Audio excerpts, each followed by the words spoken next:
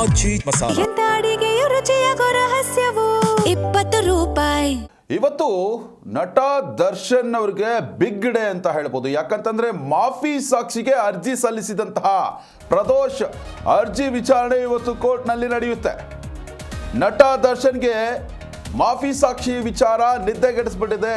ಪರಪ್ಪನಗ್ರಹಾರ ಜೈಲಿನಲ್ಲಿ ನಟ Darshan full tension ಅಲ್ಲಿದ್ದಾರೆ. ಇಂದು ಮಾಫಿ ಸಾಕ್ಷಿಯ ಆದೇಶ ಏನಿದೆ ಅದು ಹೊರಬೀಳುತ್ತೆ.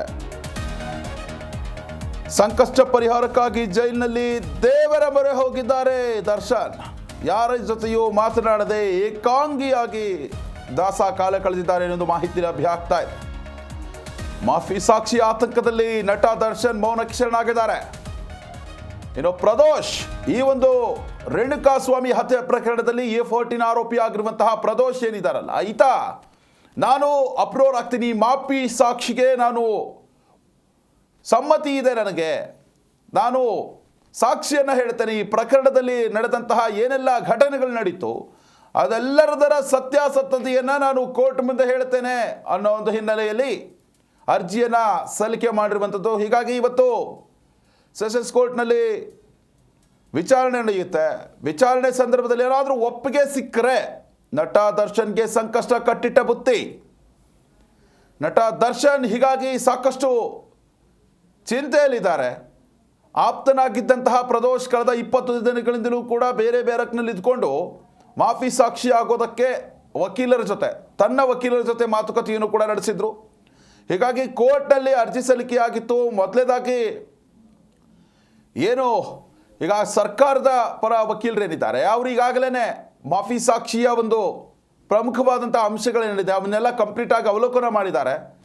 ಒಂದು ವೇಳೆ ಕೋರ್ಟ್ ಓಕೆ ಅಂದರೆ, ಒಂದು ವೇಳೆ ಮಾಫಿ ಸಾಕ್ಷಿಗೆ ಕೋರ್ಟ್ ಓಕೆ ಅಂತಂದರೆ ಈಗಾಗಲೇ ಸ್ಫೋಟಕ ಅಂಶಗಳನ್ನು ಈ ಪ್ರದೋಷ್ ಅರ್ಜಿಯಲ್ಲಿ ಉಲ್ಲೇಖ ಮಾಡಿರುವಂಥದ್ದು.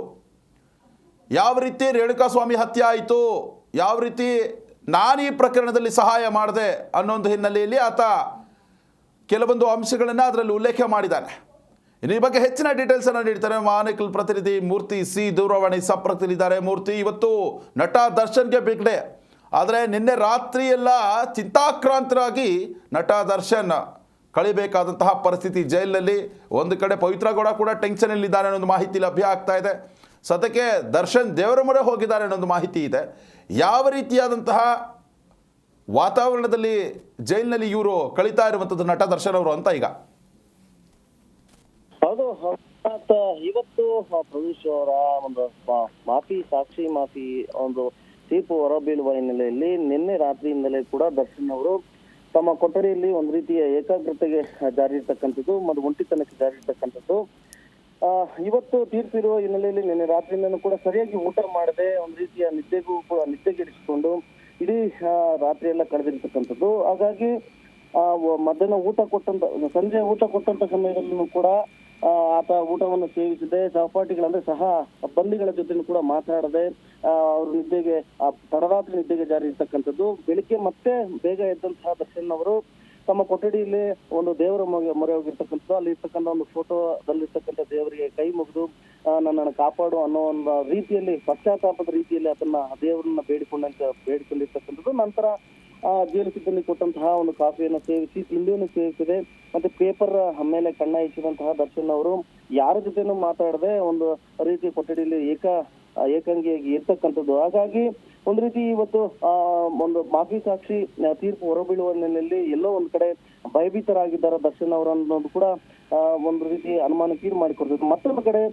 ಪವಿತ್ರ ಗೌಡ ಅವ್ರಿಗೂ ಕೂಡ ಒಂದು ರೀತಿ ಸಂಕಷ್ಟ ಎದುರಾಗಿದೆ ಅಂತ ಹೇಳ್ಬೋದು. ನಿನ್ನೆ ರಾತ್ರಿಯಿಂದಲೂ ಕೂಡ ಅವರು ಅದೇ ಪರಿಸ್ಥಿತಿಯಲ್ಲೇ ವಾಸ ಮಾಡ್ತಾ ಇದ್ದಾರೆ. ಮತ್ತೆ ಸಹಬಂದಿಗಳ ಜೊತೆ ಮಾತಾಡ್ತಾ ಇಲ್ಲ, ಸಿಬ್ಬಂದಿಗಳು ಬಂದು ಮಾತಾಡಿದ್ರು ಕೂಡ ಮಾತಾಡ್ತಾ ಇಲ್ಲ ಅಂತ ಹೇಳಿ ಕೂಡ ತಿಳಿದು ಬಂದಿರ್ತಕ್ಕಂಥದ್ದು. ಹಾಗಾಗಿ ಎಲ್ಲೋ ಒಂದ್ ಕಡೆ ಇವತ್ತಿನ ಒಂದು ತೀರ್ಪು ಒಂದು ಶಿಕ್ಷೆಯ ದಿಕ್ಕನ್ನೇ ಬದಲಿಸುತ್ತಾ ಅನ್ನೋ ರೀತಿಯಲ್ಲಿ ಇಬ್ಬರು ಕೂಡ ಜೈಲಿನಲ್ಲಿ ಚಿಂತಾಜನಕರಾಗಿರ್ತಕ್ಕಂಥದ್ದು. ವಿಶ್ವನಾಥ್, ಧನ್ಯವಾದ ಬರ್ತೀವಿ ತಮ್ಮೆಲ್ಲ ಡೀಟೇಲ್ಸ್ಗಾಗಿ. ಒಟ್ಟಾರೆಯಾಗಿ ಇವತ್ತು 50ನೇ CCH ಕೋರ್ಟ್ ಏನಿದೆ ಅದು ಆದೇಶ ಪ್ರಕಟ ಮಾಡುತ್ತೆ. ಇದರಲ್ಲಿ ಮಾಫಿ ಸಾಕ್ಷಿ ಆಗೋದಕ್ಕೆ ಪ್ರದೋಷ್ ಏನಿದ್ದಾನೆ ಆತನಿಗೆ ಓಕೆ ಅಂತ ಹೇಳಿದ್ರೆ ಸಂಕಷ್ಟ ಕಟ್ಟಿಟ್ಟ ಬತ್ತಿ ಈ ಒಂದು ಪ್ರಕರಣದಲ್ಲಿ